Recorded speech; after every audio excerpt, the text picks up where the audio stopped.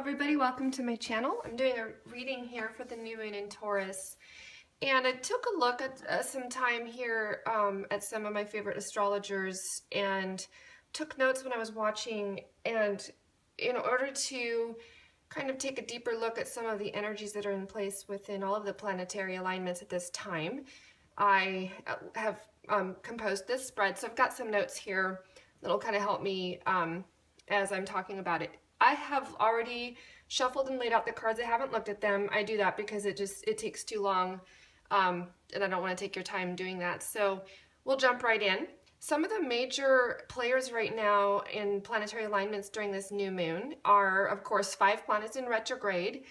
And I'm looking at the 5 planets in general over here and some of the themes they bring up, and then Mercury retrograde over here.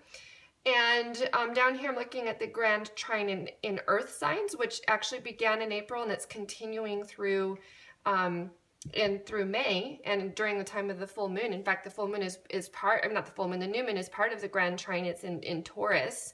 And then the other is Pluto in Capricorn and Jupiter in Virgo. And we'll look at some of those themes. And then the new moon is a time for setting intentions, and so I'm putting that over here. And especially just want to bring out that this new moon is the completion of the moon cycle for Taurus, which began with the full moon in Scorpio. And those of you in the twin flame community are aware that that was a huge day. For the April activations were the biggest shift for the ascension of the whole entire planet, took place, and it impacted twins in a very specific way. And so we're really moving forward into some very new energies, which is, it's kind of a time now to take all of that and distill all of that information and the downloads and the activations that took place for us in April, and then set it into new intentions for moving forward.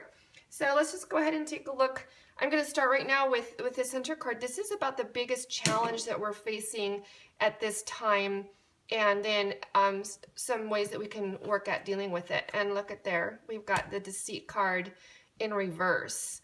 And I like to see this one in reverse because it means that your eyes are being opened. I look at the full moon in Scorpio as a time of secrets being revealed. Those secrets might have been with other people and other situations, but they're also within ourselves. We have a lot of things in the unconscious that are being dug up and brought up and that are being revealed. In fact, that's what I'll get to in a minute with the Mercury in retrograde. And so with the deceit being in reverse, it means that this deception is over and things are being revealed. And so I really feel this is the case, especially with our twins who, the people who are watching this, you guys are the awakened twins of the pair. And your twin is awakening, and it's a process. But, they're in the 3D reality, they've been in a situation of deceit, being caught up in just not knowing for a lot longer than we have in the conscious 3D level. We know that at the higher dimensions they're fully awake and aware and conscious of the connection that we have. But putting this in reverse, it's really giving us the notice that the deceit of the past is over and it's about to end. Perhaps there was some enmity that was working in that situation and it's being dissolved, or maybe more open communication has developed. And whatever the situation, we know that this dishonest energy and the things that were blocking are now being revealed and opened up, which is exactly what the full moon in Scorpio was all about. So let's just take a look at some of the cards here that how we can deal with this. Oh, look at there, we have the 7 of Swords and the Hierophant. And then I've got an angel card here, cleanse and detoxify, how we can deal with this. So here, the 7 of Swords energy is an interesting one for me. In my personal situation, my twin's soul number is 7. And when I've seen this card, it represents him. I had a card reading that I did very early on, and that card came up for me, not about him being deceitful, but about, like, this had something to do with, his work. And it represented that. So I just want to point that out, in that a lot of people look at the Seven of Swords as like somebody's tricking and being in, trickery, but it also has other meanings as well. I do think that in this reading, where we've got it next to the deceit card and where that is about, what this theme of our biggest challenge right now is, this shows to me that our twins are becoming aware of this. Their swords are about communication, so communication is going to open up. He's got an open doorway behind him that he's headed through. He's in kind of a defensive position still, looking over his shoulder to make, just to see if somebody's following him or, if he's been detected. And I feel like in this situation, he's acting and he's doing something. So, where you might have felt in the past that nothing was being done about the deceit in their situation, or even, in your own experiences, that now we're starting to see some action happen with this. And with the Hierophant over here, the Hierophant, of course, is about structure. It represents, most straightforwardly structured religion, but I think it also talks about structured belief systems. And I feel like this is what the situation right now in the full moon in Scorpio, and now that the deceit is being revealed and it's opening up, that those kinds of things that were very structured and we feel like we're really stuck in place, we think about, and nothing against the Catholic Church here, but because this is kind of that symbolism. The Catholic Church for centuries had so much power over the controlling the minds of people, especially in regard to spirituality and religion, that it was, very stronghold, but it's being broken up. Like this deceit, and I'm just using that as symbolism. Anything that symbolizes the extremely strong hold that has been in place over people and our minds, especially in regards to spiritual matters, is being broken up, where we see this person here starting to take action and he's doing something about it. And in fact, his back is turned to this over here. So I feel like it even is showing that, we're ready to start moving on beyond those structures and, the things that have controlled our minds and the collective mind as far as belief systems. And that's being revealed, that deceit is coming undone.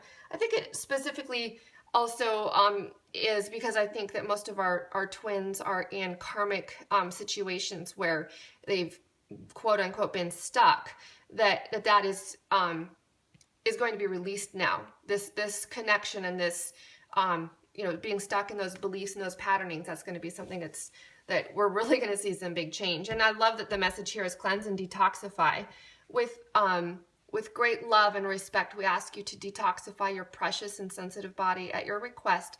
Will help and develop life-affirming ways to deal with stress, as well as ease any sorrow or shedding your old ways. Give your cares, worries, and concerns to us and feel the beautiful grace of your newly purified body. So that is, something that we can do in this situation. And remember, whatever cleansing and detoxifying and clearing, energy clearings that you are doing yourself, whether you're working with an energy healer or, listening to guided meditations, walking in nature. This is a time, Taurus, everything is in the northern hemisphere. It's all about spring and new growth. Get out there and take your shoes off and walk barefoot. I hike up on the mountain every single day behind my house, and I have views all the way out as far as I can see over mountains and lakes, and it's so purifying to be out in nature. Spend time doing that on a regular basis. The elementals, the elemental energies that are present in abundance in nature will work to help cleanse and detoxify. And I see that, even in this picture here with the angelic being and all of the light and the flowers that are around her. That's just, clearing energy being out there. So, definitely work with those energies. Let's take a look right now at the Mercury retrograde, which I'm especially looking at it in the perspective of the fact that Mercury in retrograde brings unconscious things into our consciousness, and that what we will see results in with our twin flame situation and with Neptune's in a T-square with Saturn, that's blocking the Mercury retrograde right now. So we're going to take a look at what's blocking it, and then we're going to look at what is something, that we can do to, work with that. It kind of will flow into these energies as well. So we'll kind of see some connections. So Mercury retrograde, anxiety is out of the things that are causing us anxiety, that are deep, that we were unconscious of, are brought up into our consciousness so that we can deal with them, release, cleanse and detoxify them, and let them go. And oh wow, what is being blocked? It's the Lovers by this energy of Neptune in a T-square with Saturn, and what we can do to help work with that. Oh, we've got the Emperor. I don't usually read these in reverse, but somehow it showed up in reverse, so we're going to leave it that way. And I think that, you know, the Emperor is a figure that is very powerful, very, even in a very earthly connected, you know, physical sense. And he's all about moving forward, and he's about conquering, and he's, you know, a little bit of an egotistical, you know, and controlling figure. But seeing it in the reverse here, it's like saying let go of those kinds of things. Like, and you're still standing in your own power, but I feel like instead of standing in it in a, you know, kind of like a despotic ruler type of way, it's like saying, you know, release that, and that will then, in the sense of the Lovers being blocked through this anxiety that's there, that we're now, you know, it's being brought up into our consciousness, that this Emperor, you know, turning it upside down and putting it in that position and taking a look at what those meanings can be, can really help us with dealing with that. And right next to the Seven of Swords here, which I feel, you know, for me personally represents my twin. So I feel like, you know, it flows right into here. We've got the anxiety and, you know, what kinds of things that they're facing right now. And in a sense, I do believe that that regardless of, you know, in order to bring this back into an upright position in the most positive way instead of a negative upright, that it is about dealing with what these deeper unconscious things that have been brought up into our consciousness regarding connections, loving connections. Especially, I always view the Lovers card as kind of like the ultimate twin flame connection that they have. They're in the water. We've got dolphins swimming in the background, an angel looking over them. Twin flames, we are being particularly guarded by angels, and Archangel Michael in particular is, you know, the champion of the twin flame connections here on Earth, and that we've all agreed to come back, you know, to be incarnated in this lifetime for the special purpose of reuniting, first in the energetic level and then in the physical. And I know for myself, I've had a lot of anxiety over not understanding what this has all been about, and having these kinds of things, these things that have blocked those Lovers, as they come up for you, that you work through them to cleanse and detoxify, is going to be a key thing in helping us move forward into the most positive, standing up into our own power. Whether we're the masculine or the feminine, is going to happen. That's with the deceit being, you know, turned upside down and it's being brought forward. It's going to give us the ability to start standing into our own power. We have a grand trine in Earth during this full moon. It's actually continuing the grand trine that began in April. And I like that it's in the Earth. It's really all about being grounded and holding, you know, really bringing things down to the earthly level and into the physical.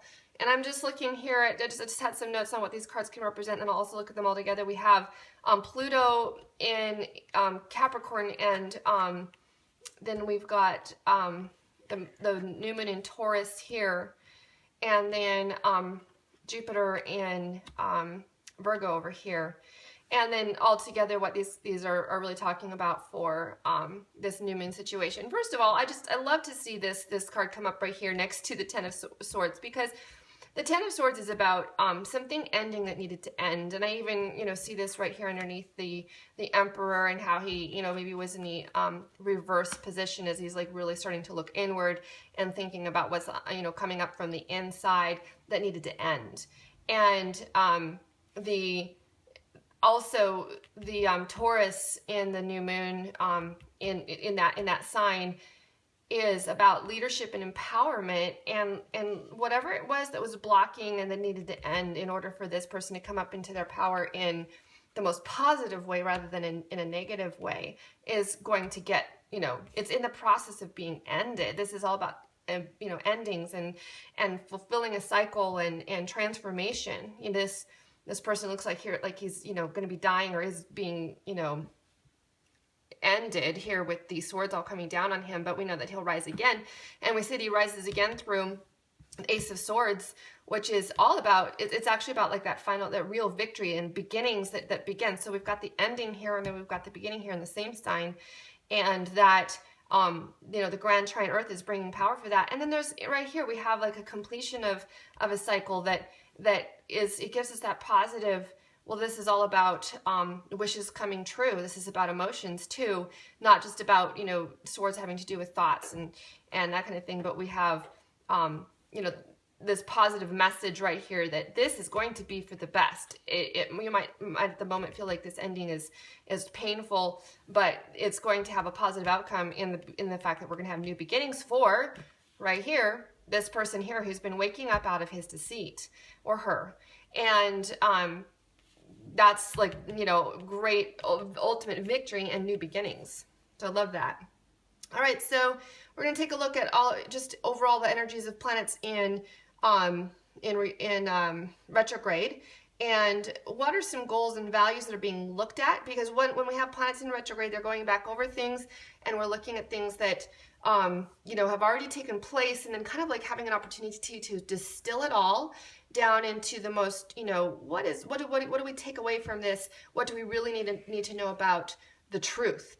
And so this is about our goals and values. We have the moon goddess in reverse and crossed by the sun as in what we really need to know. So the sun sheds light on things. So we've got the sun and the moon. That's kind of interesting. So the sun is shedding light on the goddess of the moon, and she really represents all things psychic.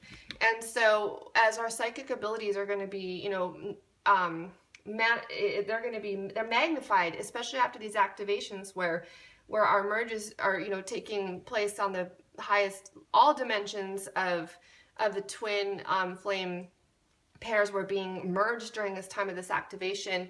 And this in reverse, it's saying, you've had blocks about your psychic abilities in some regard in the past. I know many of you have been working at developing them and have experienced, I know that I have, an increase in that. But with all these merges that are coming and are shedding light onto that, in the form of the sun, it's shedding light on the moon. The moon reflects the light of the sun. And I really feel like, the result of this is the process. This is, when I do see a card in reverse, especially having to do with planets in retrograde, it means we're looking back over this in order to figure out what it is that we need to do to expand and, really, or even to distill all that information and then be able to expand it into something that we, can really use in our daily lives in the most powerful way. And do that by allowing, the sun to shed light on that. The sun is all about new beginnings. In the spring, the sun is shining down on everything and making everything grow. And we have the opportunity for that right now. So, and I just have another card here to just kind of shed some more light on that. And so this is about, maybe you've been waiting around for that to happen for a long time. We've planted those seeds some time ago, and we're still waiting for them to, fully be ready to harvest and to take, to be able to have that abundance that we can see it coming. There's 7 of them on this bush. She's not ready to pick them yet. She's looking at them saying, I've been working on this for a really long time, but I can see, the progress is being made. And I'm going to take a look here at the new moon intentions that we could, really focus on right now regarding our spiritual growth and awakening, our personal power, and then how we can use the activations that we've just gone through in order to set intentions that will, really carry us on throughout the rest of this month and into the future. So we have the Empress about spiritual growth and awakening. We have the Lovers about your personal power. Look, we have the Lovers that came up twice. And then we have what we can use the activations to, help us focus on in this new moon. So I just, taking a quick look at this, as you're setting intentions for this new moon, use the energies of the Empress. It's interesting. This is what the Empress is. She's, in the spring, it's all about abundance. It's about, fertility. It's about new growth, and also about being in your own power. We have the Emperor up here, and so here we have the Empress, and they are both, they're a pair, and yet whether, you know, whoever of the twins that you are, with your masculine or feminine, still you can use these energies right now of, you know, for your spiritual growth and your awakening, and distilling all that information that has been coming in that you can use. It's like, you know, like having a pregnancy and letting that grow within inside of you.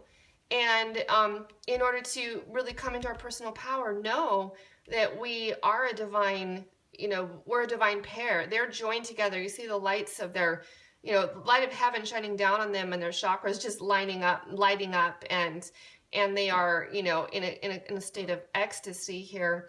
And that is something that, set your intention during this new moon to know that you have joined, you've merged, you've had your higher, all aspects of our higher selves into the upper dimensions have merged over this last you know, April activations that were just such a huge time for shift for us.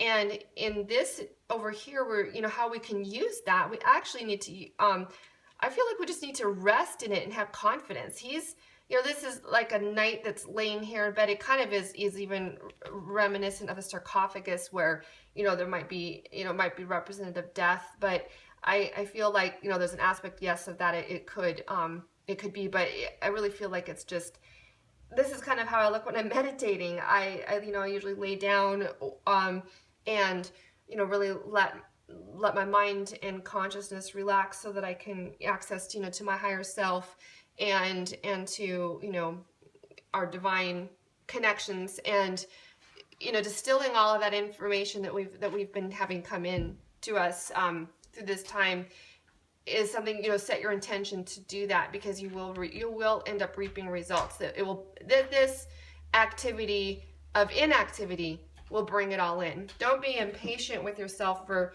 wanting, you know, things to happen more quickly and you know, why isn't it happening now? You just, you know, take that time to just know that it's growing on the inside. The Empress, she's you know, like if she's pregnant and she's giving birth to something new, this, you know, this situation of the lovers being connected, that it takes time, you know, to rest and let that develop inside of us in order for us to move up in here into where we have that full connection with the goddess of the moon. So I'm going to do I'm trying to think if I should clear these off or not. I think I'll leave them there. So I'm just going to ask our romance angels. I always like to just, you know, get a little bit of information about, oh, you know, it's such a journey. Sometimes we get so, I don't know, if anything, I probably err on the side of over-focusing on these things, but I still want to know what's going on with this connection, and I'm just asking the romance angels here to give us a little bit more information, and the angel answer cards to give us some words of wisdom as well. Oh, that one just wanted to pop right out, and so did that one. Wow, we got some interesting things here. So, honeymoon and retreat. It's interesting. I've been doing some other readings, not only for myself, but for others. And this idea of retreat keeps coming up. And I think it really correlates with the energies of the new moon in Taurus, because, you know, after we've had so much transformation and change and so much coming in April, we need to do this. That's what he's doing right here. He's retreating, whether that's you know, you just in your personal life, or maybe even with somebody that you love and care about. It's time to disconnect from the world. I've felt this in particular. It seems like I've had a lot of you know, opportunity that I've been trying to push myself into taking advantage of, to connect with other people and to do more things, because there's something inside of me that says you got to stop being a hermit. But when it really comes down to it, it seems that the universe has continued to block those kinds of things for me. And then I've just been, you know, okay with that, because I know there's so much growth going on inside. You know, if you're pregnant, when you're pregnant, you need that extra rest and that extra care for your body.